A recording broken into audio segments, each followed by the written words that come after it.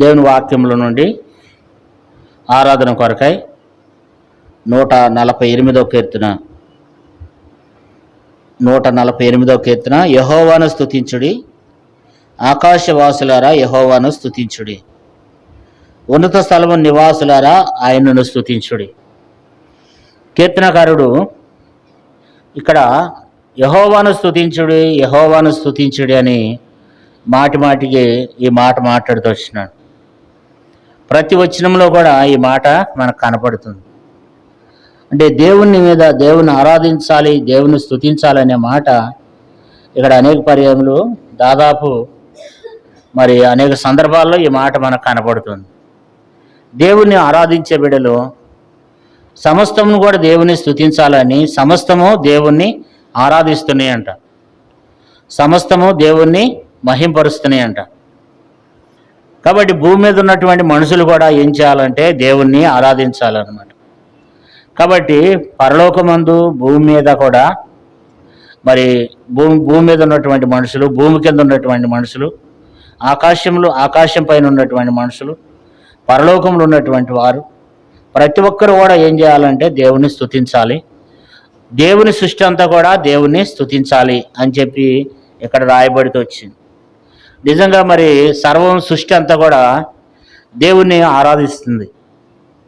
అందుకని 19వ కీర్తన మొదటి వచనం చూడండి. 19వ కీర్తన మొదటి వచనం. ఆకాశములు దేవుని మహిమను వివరించుచున్నవి, అంతరిక్షము ఆయన చేతి పనిని పరుచుతున్నది.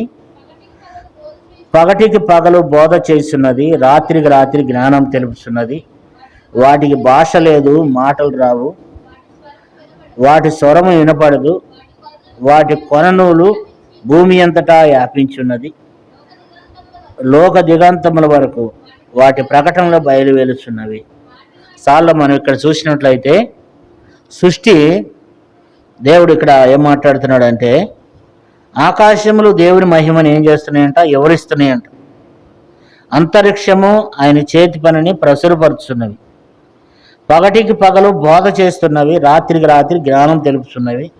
వాటికి భాష లేదు, మాటలు రావు, వాటి స్వరము వినపడదు. కానీ అవి దేవుణ్ణి ఏం చేస్తున్నాయి అంటే దేవుణ్ణి మహింపరుస్తున్నాయి. ఈ సృష్టిలో మనం కూడా దేవుణ్ణి ఆరాధించాలని చెప్పి దేవుడు మనల్ని కోరుకుంటున్నాడు. యెషయా గ్రంథం 43వ అధ్యాయము 20వ వచనం. యెషయా గ్రంథము 43వ అధ్యాయము 20వ వచనం. నేను ఏర్పరచుకున్న నా ప్రజలు త్రాగుటకు అరణ్యంలో నీళ్లు పుట్టించున్నాను, ఎరాదిలో నదులను కలగ చేస్తున్నాను. అడవి జంతువులను, అడవి కుక్కలను, నిప్పుకోళ్ళు నన్ను ఘనపరుచున్నవి. ఇక్కడ చూస్తే అడవి కుక్కలు, అడవి జంతువులు, అడవి కుక్కలు, నిప్పుకోళ్ళు ఏం చేస్తున్నాయంట, దేవుణ్ణి ఘనపరుస్తున్నాయంట. అంటే సృష్టి యావత్తు దేవుణ్ణి ఏం చేస్తున్నాయి, ఘనపరుస్తున్నాయి. అయితే 148వ కీర్తనలో మనం చూసినట్లయితే 148వ కీర్తన ఇక్కడ ఎవరెవరు దేవుణ్ణి ఆరాధిస్తున్నారు, ఎవరు దేవుని స్తుతిస్తున్నారంటే 148వ కీర్తన మొదటి వచనంలో ఆకాశవాసులారా యెహోవాను స్తుతించుడి. ఎవరు దేవుని స్తుతిస్తున్నారు? ఆకాశవాసులు, ఆకాశం పైన ఉన్నటువంటి వారు, వాళ్ళు దేవుని స్తుతిస్తున్నారు. ఉన్నత స్థల నివాసులు దేవుని స్తుతిస్తున్నారు. 2వ వచనంలో ఆయన దూతలు ఆయన ఏం చేస్తున్నారు, స్తుతిస్తున్నారు. 2వ వచనంలో 2వ లైను ఆయన సైన్యము ఆయన ఏం చేస్తున్నారు, స్తుతిస్తున్నారు అన్నమాట. 3వ వచనంలో మొదటి లైన్లో చూస్తే సూర్య చంద్రులు దేవుణ్ణి స్తుతిస్తున్నారు. సూర్యుడు చంద్రుడు కూడా ఏం చేస్తున్నారు, దేవుణ్ణి గణపరుస్తున్నారు అంట. కాంతి గల నక్షత్రములారా, నక్షత్రములు కూడా దేవుణ్ణి స్తుతిస్తున్నాయి అన్నమాట. నక్షత్రములు కూడా దేవుణ్ణి స్తుతిస్తున్నాయి. 4వ వచనంలో ఏమంటున్నాడంటే పరమాకాశములారా, అంటే ఆకాశములు కూడా దేవుణ్ణి స్తుతిస్తున్నాయి, ఆకాశం పైన ఉన్న జలములు కూడా దేవుణ్ణి స్తుతిస్తున్నాయి అన్నమాట. అంటే మరి సమస్తము సృష్టి అంతా దేవుణ్ణి ఆరాధిస్తుంది అన్నమాట. 7వ వచనంలో చూస్తే భూమి మీద ఉన్న మకరములారా, భూమి మీద ఉన్నటువంటి మకరములు, తర్వాత అగాధ జలములారా, ఇవి కూడా దేవుణ్ణి స్తుతిస్తున్నాయంట. యెహోవాను స్తుతించుడి అంటున్నాడు. మరి ఇంకెవరెవరు స్తుతిస్తున్నారు అక్కడ? 8వ వచనంలో మనం చూస్తే, అగ్ని వడగండ్లారా, హిమమ, హావిరి, ఆయన ఆజ్ఞను నెరవేర్చే తుఫాను. అంటే దేవుణ్ణి స్తుతించడానికి సృష్టి యావత్తు దేవుణ్ణి ఏం చేస్తుందంట? ఘనపరుస్తుందంట. ప్రియులారా, ఎవరెవరు ఘనపరుస్తున్నారంటే ఇక్కడ మనం చూసినట్లయితే మరి 8వ వచనం, 148వ కీర్తన 8వ వచనం, అగ్ని, తర్వాత వడగండ్లు, హిమము, హావిరి. అగ్ని వడగండ్లారా, హిమమ, హావిరి, ఆయన ఆజ్ఞ నెరవేర్చు తుఫాను. అంటే సమస్తమును ఏం చేస్తున్నాయి? అగ్ని దేవుని గణపరుస్తుంటే, హిమము దేవుణ్ణి మహింపరుస్తుంటే, ఆవిరి కూడా దేవుణ్ణి మహింపరుస్తుందంట. అంతేకాదు తుఫాను కూడా దేవుణ్ణి ఏం చేస్తుంది? మహిమపరుస్తుంది. గాలి కూడా దేవుణ్ణి మహిమపరుస్తుంది. 9వ వచనంలో 148వ కీర్తన 9వ వచనం, పర్వతములారా, సమస్తమైన గుట్టలారా. అంటే పర్వతములు దేవుణ్ణి స్తుతిస్తున్నాయంట, సమస్తమైన గుట్టలు కూడా దేవుణ్ణి స్తుతిస్తున్నాయంట. ఫలవృక్షములు, దేవదారు వృక్షములు దేవుని స్తుతిస్తున్నాయంట. తర్వాత మృగములు దేవుని స్తుతిస్తున్నాయి, పశువులు స్తుతించాలి. తర్వాత నేల మీద ప్రాకు జీవులు దేవుని స్తుతించాలి, రెక్కలతో ఎగురు పురుగులు దేవుని స్తుతించాలి కదా. భూరాజులు, సమస్త ప్రజలు దేవుని స్తుతించాలి. భూమి మీద ఉన్న అధిపతులు, న్యాయాధిపతులు దేవుని స్తుతించాలి కదా. యెహోవాను స్తుతించుడి. ఇంకా 12వ వచనములు ఏముంది చూడండి, 148వ కీర్తన 12వ వచనం, యవనులు, కన్యకలు, వృద్ధులు, బారులు అందరూ యెహోవా నామము స్తుతించుదురుగాక కదా. మరి యవనస్తులు దేవుని స్తుతించాలి, కన్యకలు దేవుని స్తుతించాలి, వృద్ధులు, బాలురు కూడా దేవుణ్ణి స్తుతించాలి. అందరూ దేవుణ్ణి స్తుతించాలి, అందరూ దేవుణ్ణి మహిమపరచాలి. ప్రతి ఒక్కరూ ఇప్పుడు ఇక్కడికి వచ్చిన మీరంతా దేవుణ్ణి ఏం చేయాలండి? గొంతెత్తి దేవుణ్ణి స్తుతించాలన్నమాట. అంటే దేవుణ్ణి ఎంత సృష్టి సర్వము కూడా దేవుణ్ణి ఏం చేస్తున్నాయి? దేవుణ్ణి స్తుతిస్తున్నాయి, దేవుణ్ణి ఆరాధిస్తున్నాయి అన్నమాట. కానీ భూమి మీద ఉన్నటువంటి మనుషులు కొంతమంది ఏం చేయలేకపోతున్నారంటే దేవుణ్ణి ఆరాధించలేకపోతున్నారు, గొంతెత్తి దేవుణ్ణి స్తుతించలేకపోతున్నారు. ఆయన ఎవరికైతే ఎక్కువ మేలులు చేశాడో, ఎవరి కొరకైతే ఆయన ప్రాణం పెట్టినాడో, ఎవరినైతే తన సహస్తాలతో ఆయన నిర్మించినాడో, ఆ మనిషి మాత్రము దేవుని మహింపరచలేదు అనమాట.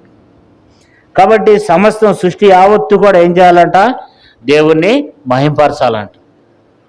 కాబట్టి ఇక్కడ మనం చూస్తే 12వ వచనములు అంటాడు, యవనులు, కన్యకలు, వృద్ధులు, బాలురు అందరూ యెహోవా నామమును ఏం చేయాలంట? దేవుణ్ణి స్తుతించాలంట కదా. కాబట్టి యవనులు, కన్యకలు, వృద్ధులు, బాలురు అంటే ప్రతి ఒక్కరు కొన్ని సార్లు మరి ఎవరైతే బాప్తిసం తీసుకోలేదో వాళ్ళు ఆరాధించొద్దని చెప్తారు కొంతమంది. ఎక్కడనుందా బైబిల్లో ఆరాధించొద్దని? సమస్తమును దేవుణ్ణి ఆరాధించాలి, మహిమపరచాలన్నమాట. కాబట్టి దేవుని వాక్యంలో చూడండి, 150వ కీర్తన 6వ వచనం చదవండి. సకల ప్రాణులు యెహోవాను స్తుతించుదురుగాక, యెహోవాను స్తుతించుడి. సకల ప్రాణులు ఏం చేయాలి చెప్పండి? యెహోవాను స్తుతించాలి. ప్రతి ఒక్కరూ దేవుని స్తుతించాలి, ఆరాధించాలి. కాబట్టి ఎవరెవరు అంటే మరి యవనస్తులు దేవుని ఆరాధించాలి, తర్వాత కన్యకలు దేవుని ఆరాధించాలి, వృద్ధాప్యంలో ఉన్న వృద్ధులు దేవుని ఆరాధించాలి, చిన్నపిల్లలు బాలురు వృద్ధుల్ని దేవుణ్ణి ఆరాధించాలన్నమాట. అందరూ అక్కడ ఏముంది? అక్కడ 12వ వచనంలో యవనులు, కన్యకలు, వృద్ధులు, బాలురు అందరూ యెహోవాను ఏం చేయాలంటండి? అందరూ దేవుని స్తుతించాలంట. అందరూ దేవుని స్తుతిస్తున్నామా? గొంతు తెరుస్తున్నామా మనం? కాబట్టి ప్రతి ఒక్కరూ దేవుని ఆరాధించటం లేదు, ఆరాధించాలి. ప్రతి ఒక్కరు కూడా దేవుణ్ణి ఆరాధించాలి. ఈ వారం ఆరాధించడానికి నీకు సమయం లేకపోతే వచ్చే వారమైనా ఆరాధించలేదంటే మరి నువ్వు ఎలాగున్నావు? కృతజ్ఞత హీనంగా ఉన్నావు. అట్లా ఉండకూడదు. దేవుని బిడ్డలైన వారు, దేవుని ప్రజలైన వారు దేవుణ్ణి నమ్మకంగా దేవుణ్ణి ఆరాధించాలి. మనం దేవుని మేలు పొందుతున్నాం, దేవుడిచ్చే ఆశీర్వాదాలు పొందుతున్నాం. మరి దేవుడు ఆరోగ్యం ఇస్తున్నాడు, ఆయుషిస్తున్నాడు, దేవుడు మనల్ని కాపాడుతున్నాడు కదా. మన కళ్ళ ముందు మనకంటే చిన్నవాళ్ళు ఎంతోమంది చనిపోతున్నారు కదా. ఆత్మహత్య చేసుకుని కొంతమంది చనిపోతుంటే, అనారోగ్యాలతో కొంతమంది చనిపోతుంటే కదా. రకరకాలుగా మనకంటే మరి చిన్నవాళ్ళు, మనకంటే గొప్పవాళ్ళు కూడా ఏమవుతున్నారు? నెమ్మది లేక, కుటుంబంలో నెమ్మది లేక, సంతోషం లేక, సమాధానం లేక కదా ఒకరికొకరు ఏమైపోతున్నారు? అనేక మంది, ఎంతోమంది చనిపోతున్నారు. కొంతమంది అనారోగ్యాల చేత చనిపోతున్నారు. కానీ దేవుడు మనకు నెమ్మది ఇచ్చి, మరి సంతోషం ఇచ్చి, సమాధానం ఇచ్చి, దేవుడు మన బతకడానికి జీవనోపాధి ఇచ్చి, దేవుడు మనకు గొప్ప రక్షణ ఇచ్చి, ఆయన మన కొరకు మరి దినదినం వారం వారం మన భారాన్ని ఆయన భరిస్తుంటే మనం దేవుణ్ణి ఏం చేయలేకపోతున్నాం?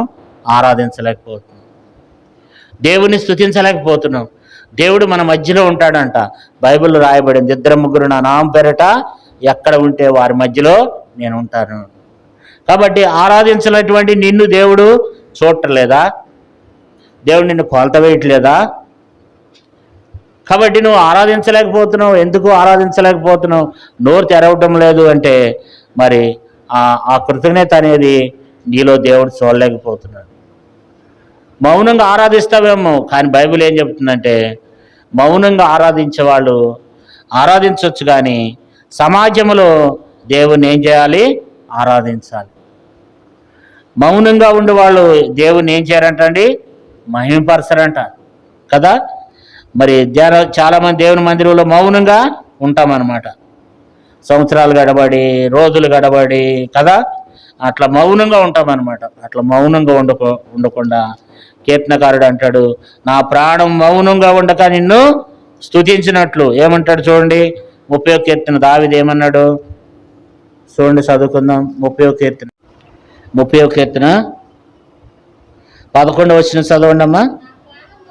నా ప్రాణం మౌనంగా ఉండక నేను కీర్తించినట్లు నా అంగలార్పు నువ్వు నాట్యంగా మార్చను. నా ప్రాణం మౌనంగా ఉండక నేను కీర్తించినట్లు. మౌనంగా ఉండకూడదు, మౌనంగా. కాబట్టి మౌనంగా ఉండకూడదు. దేవుని ఏం చేయాలి?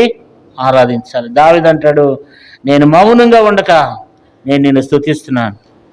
కాబట్టి నేను మౌనం కాదు, దేవుని స్తుతించడం ద్వారా అనేక మంది దేవుడిని ఎడలు చేసిన కార్యాలు ప్రజలు ఏం చేస్తారు? వింటారన్నమాట. ప్రజలు ఆ మాటలు విని మరి అందుకనే ఏమంటాడు చూడండి, చదువుకుందాం. 40వ కీర్తన చూడండి, 40వ కీర్తన 9వ వచనం చదవండి. నా పెదవులు మూసుకొనుక మహాసమాజంలో నీ నీతి సువార్తను ప్రకటించున్నానని నేననుకుంటే, యెహోవా అది నీకు తెలిసే ఉన్నది, నీ నీతిని నా హృదయంలో ఉంచుకుని నేను ఊరకుండలేదు.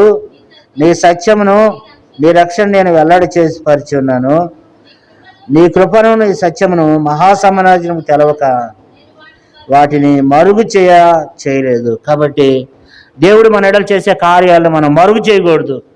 ఆరాధించే సమయంలో వాటిని దేవుడు మన ఎడలు చేసిన కార్యాలు మనం మరుగు చేయకుండా ఆ మాటలను మనం ఎవరికి తెలియచేయాలి? సృష్టికర్త అయిన దేవునికి తెలియచేయాలి. మౌనంగా ఉండకూడదు కదా. కాబట్టి చాలామంది ఎట్లుంటారండి? చాలామంది మౌనంగా ఉంటారు. ఆరాధించాలని వాళ్ళకు కూడా ఉంటుంది, కానీ మౌనంగా ఉంటారు. కానీ బైబిల్ ఏం చెప్తుంది? ఏం చెప్తుందంట?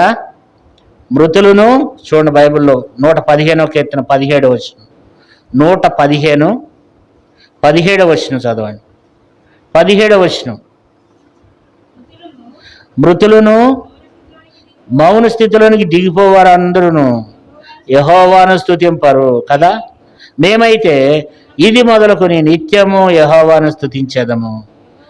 యెహోవాను స్తుతించుడి కదా. ఇక్కడ మృతులను మౌన స్థితిలోనికి దిగిపోవారు అందరూ యెహోవాను ఏం చేయరంట? స్తుతింపరంట. కాబట్టి మృతులు, మౌన స్థితిలో ఉన్నవారు, మౌనంగా ఉన్నవాళ్ళు ఏం చేయారంట? దేవుణ్ణి ఆరాధించరు. మౌనంగా ఉండి ఆరాధించేది ఎప్పుడు? వ్యక్తిగతంగా ఉన్నప్పుడు. కొన్ని సందర్భాల్లో మౌనంగా ఉండమని చెప్పినప్పుడు మౌనంగా ఉండాలి, ఆరాధించండి అని చెప్పినప్పుడు ఆరాధించాలి. ఇప్పుడు ఎరుకో గోడలు ఉన్నాయి, ఎరుకో గోడల చుట్టూ 7 రౌండ్లు తిరగాలంట. రోజుకు ఒకసారి తిరగాలి, 7వ రోజున 7 సార్లు తిరగాలి. 7వసారి తిరుగుతుండగా యెహోషువ అంటాడు, మీరు ఇప్పుడు గట్టిగా కేకలు వేయండి అంటాడు. 7వసారి ఏం చేయాలి? గట్టిగా బోర్లు వదాలి, కేకలు వేయండి. అప్పుడు అందరు కలిసి బిగ్గరగా కేకలు వేసినప్పుడు ఎరుకో గోడలు ఏమైనాయి చెప్పండి? కూలిపోయినాయి. కాబట్టి కేకలు వేయాలి, దేవుణ్ణి ఆరాధించాలన్నమాట. కాబట్టి ఇక్కడ మరి 148వ కీర్తనలో మనం చూసినట్లయితే మరి దేవుణ్ణి ఏం చేయాలంట? ఎవరెవరు దేవుని స్తుతిస్తున్నారు? 148వ కీర్తన 1వ వచనం, యెహోవాను స్తుతించుడి ఆకాశవాసులారా, దేవుణ్ణి యెహోవాను స్తుతించుడి. తర్వాత ఉన్నత స్థల నివాసులారా, యెహోవాను స్తుతించు.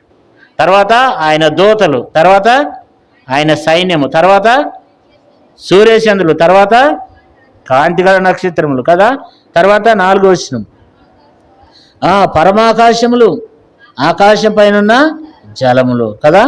తర్వాత 7వ వచనం, మకరములు, భూమి మీద ఉన్న మకరములు. తర్వాత అగాధ జలములారా, యెహోవాను స్తుతించు. 8వ వచనం, అగ్ని వడగండ్లారా, హిమమ ఆవిరి, ఆయన ఆజ్ఞ నెరవేర్చు తుఫాను.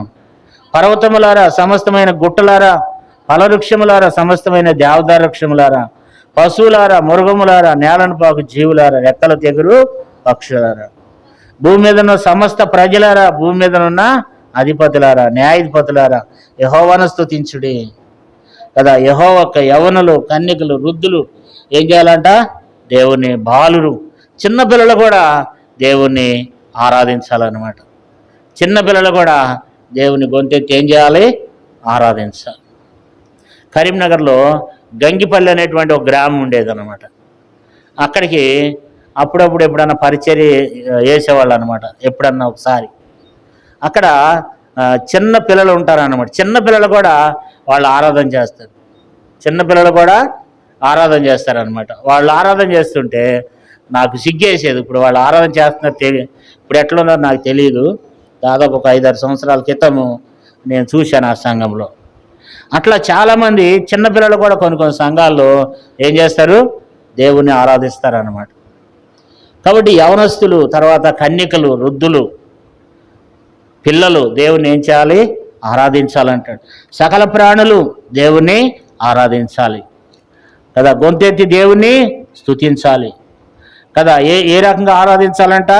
మనం చూసినట్లయితే ఏ రీతిగా ఆరాధించాలి, ఎట్లా చేయాలి? 149వ కీర్తన 1వ వచనం, యెహోవాను స్తుతించుడి, యెహోవాకు కొత్త కీర్తన పాడుడి, భక్తులు కూడుకున్న సమాజంలో ఆయనకు స్తోత్ర గీతం పాడుడి. దేవుణ్ణి కొత్త పాటలతో దేవుణ్ణి ఏం చేయాలి? మహింపరచాలి, దేవుణ్ణి ఘనపరచాలి. తర్వాత ఇంకా దేవుణ్ణి ఏం చేయాలంటండి? 3వ వచనములో, నాట్యముతో వారు ఆయన నామమును స్తుతించుదురుగాక, తంబూరతోనూ సితారతోనూ ఆయన గురించి ఏం చేయాలంట? గానము చేదురుగాక. దేవుని ఎట్లా ఆరాధించాలంటే తంబురతోనూ సితారతోనూ దేవుని ఏం చేయాలి? ఆరాధించాలి కదా. మరి ప్రతి ఒక్కరు కూడా తలంతులు కలిగి ఉండాలి. వాయిద్యాలు వేసే తలంతులు ప్రతి ఒక్కరు కలిగి ఉండాలి. దేవుని మందిరంలో ఈరోజు మరి ఉదయకాలం బెదర్ రాకపోతే వాయిద్యాలు వేసేవాళ్ళు లేరు. ఇక్కడ నేర్చుకోవాలి కదా. మరి ఇక్కడ ముగ్గురు ఉన్నారు. మరి వాళ్ళు రాకపోతే కంజీరు కొట్టేవాళ్ళు లేడు, తాళం కొట్టేవాళ్ళు లేడు, ఎవరు లేరు. మిగతా వాళ్ళు కూడా ఏం చేయాలి? నేర్చుకోవాలి. ఆ తలాంతులను ఏం చేయొద్దు? పాతి పెట్టొద్దు. దేవుడు ఒక దినాన మనల్ని ఏం చేస్తాడు? లెక్క అడుగుతాడు అన్నమాట కదా. బైబిల్లో చాలామంది స్త్రీలు కూడా ఏం చేస్తారు? వాయిద్యాలు వేస్తారు. మిరియం ఏం చేసేది చెప్పండి? మిరియం ఏం చేసేది?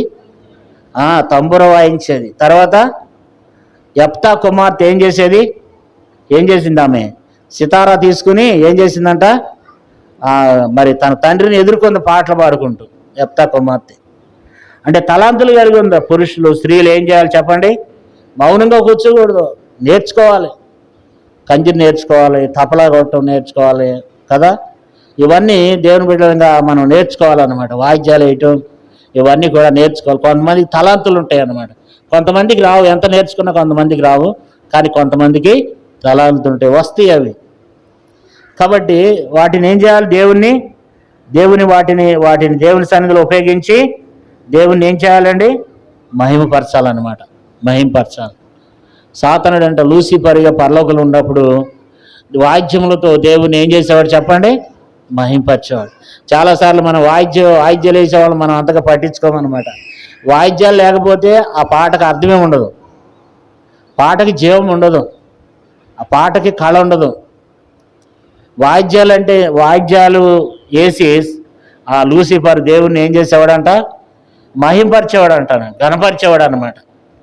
వాయిద్యాలకి పాట ఇంకా ఊపొచ్చి చక్కగా ఎంతో అది అందంగా ఉంటుంది అనమాట. కాబట్టి ప్రతి ఒక్కరు ఏం చేయాలా? వారికి ఉన్న తలాంతులను ఏం చేయాలి? దేవుని కొరకు ఉపయోగించాలన్నమాట. అందుకే దేవుని వాక్యంలో మనం ఏం చదువుకున్నాం? 3వ వచనంలో తంబురతోనూ సితారుతోనూ ఆయన గురించి ఏం చేయాలంట? గానం చేయాలి, ఘనపరచాలన్నమాట. లేదా మనం చూస్తే 150వ కీర్తన చూడండి. 150వ కీర్తన, యెహోవాను స్తుతించుడి, ఆయన పరిశుద్ధ ఆలయమునందు దేవుని స్తుతించుడి. ఆయన బలమును ప్రసిద్ధి చేయి ఆకాశ విశాలమందు ఆయన స్తుతించుడి. ఆయన పరక్రమ కార్యములను బట్టి ఆయన స్తుతించుడి. ఆయన మహాప్రభావం బట్టి ఆయన స్తుతించుడి. బోర్తోనూ ఆయన స్తుతించుడి, స్వరమండలంతోనూ సితారుతోనూ ఆయన్ని స్తుతించుడి. 4వ వచనంలో తంబురతోనూ నాట్యంతోనూ ఆయన స్తుతించుడి, తంతి వాద్యములతోనూ పిల్లన గోవుతోనూ ఆయనను స్తుతించుడి. మోగు తాళములతో ఆయన స్తుతించుడి, గంభీర ధ్వని గల తాళములతో ఆయన స్తుతించుడి. చూడండి, వాద్యాలు మరి సంఘాల్లో ఎంత క్షేమకరం అంటే అంత క్షేమకరం దేవుని బిడ్డలారా. కాబట్టి మనం కూడా మరి ప్రతి ఒక్కరూ ఆ తలాంతుని ఏం చేయాలి? ఉపయోగించుకోవాలి. ఒకళ్ళు లేకపోతే ఇంకొకళ్ళు, వాళ్ళు రాలేకపోతారు, మనం దాన్ని ఏం చేయాలి? దాన్ని దేవుని కొరకు ఉపయోగించాలి కదా. ఏదో మౌనంగా వచ్చి కూర్చుని వెళ్ళిపోవటం కాదు. దేవుడు మన కొరకు ఏం చేశాడు? తన కుమారుని ఈ లోకానికి పంపించాడు. యేసయ్యని దేవుడు ఏం చేశాడు? మన కొరకు పంపించాడు. మనం యేసయ్య కొరకు మనం ఏం చేయాలి? ఊరినే వచ్చి అందరితో పాటు రావటం, కూర్చోవడం, వెళ్ళిపోవటమేనా? కాదు. మనం ఏం చేయాలి? యేసయ్యని ఘనపరచాలి. దేవుని పాటలతో వాద్యములతో దేవుని ఏం చేయాలి? ఆరాధించాలన్నమాట. పాటలతో కూడా దేవుణ్ణి ఘనపరచాలి. మనకు పాటలు అంటే వాయిద్యములు అంటే అంత ఇంట్రెస్ట్ ఉండదు, అందుకని పాటలు అయిపోయినాక వస్తారనమాట. పాటల ద్వారా కూడా దేవుణ్ణి ఏం చేయాలండి? ఆరాధించాలన్నమాట. అది చాలా ప్రాముఖ్యమైనది, అది మనకు తెలియదు అనమాట కదా. వాయిద్యం వేస్తుంటే దావీదంట 10 తంతుల సితార ప్లే చేస్తుంటేనంట మరి సాతనుడు సౌలు దగ్గర నుండి దురాత్మ వెళ్ళిపోయి సౌలు శాతదీరి ఏమయ్యాడంట? బాగైనాడంట కదా. అంటే అంతగా దావీదు దేవుని ఆరాధించాడు అనమాట. మనం ఆరాధిస్తుంటే మన ఇద్దరి నుండి దురాత్మలు ఏం చేయాలా? పారిపోతాయి అన్నమాట కదా. మనం గణపరుస్తుంటే, దేవుని స్తుతిస్తుంటే మరి దేవుని యొక్క సన్నిధి ఇక్కడ ఉండాలన్నమాట. అట్లాంటి మంచి మనసుతో దేవుని మనం ఏం చేయాలి? ఆరాధించాలి. అందుకని 6వ వచనంలో 150వ కీర్తన 6వ వచనం ఏముంది? సకల ప్రాణులు యెహోవాను స్తుతించుదురుగాక, యెహోవాను స్తుతించుడి. అందరూ ప్రతి ఒక్కరం కూడా దేవుని ఏం చేయాలి?